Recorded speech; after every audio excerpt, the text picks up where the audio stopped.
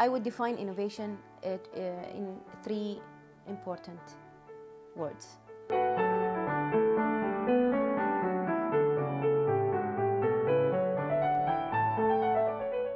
Added value, influence, and scale.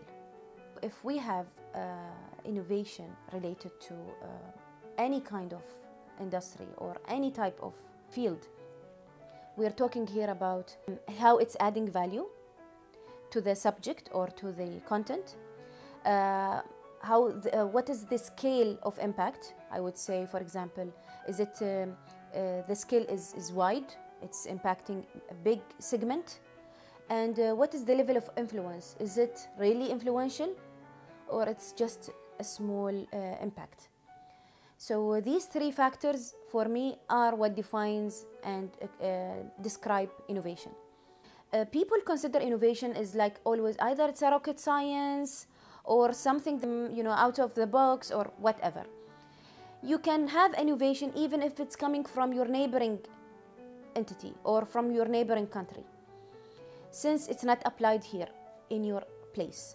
So innovation is just to make that difference that would impact you definitely either by your financial resources or your human resources or by even your return on investment whatsoever. Since there is an added value, a scale of influence and influence, then this would be considered an innovation. People always link innovation to technology. It's totally the opposite.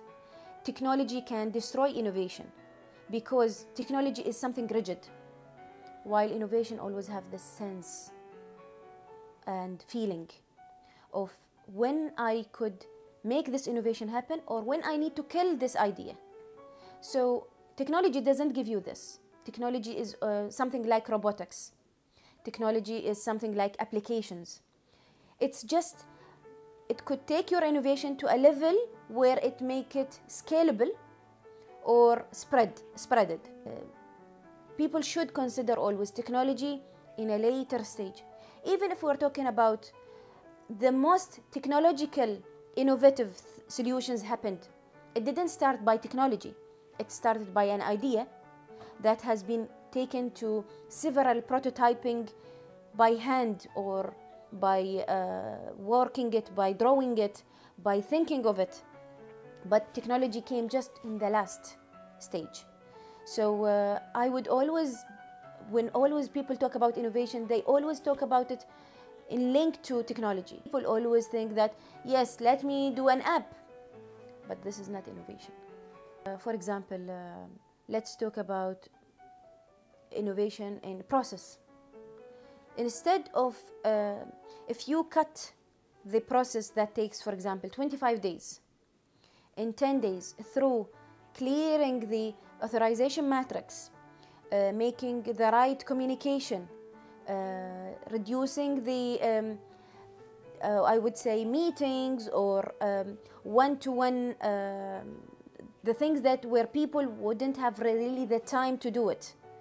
Instead of this, you just cut down these time that would really make it long, and then you reduce this process to specific shorter time. So now you're talking about an added value because you reduce the time. And then you come to reduction in time also means reduction in cost because the meetings are less, people engagement is less. You're just making things clear. You're making the matrix of authority clear.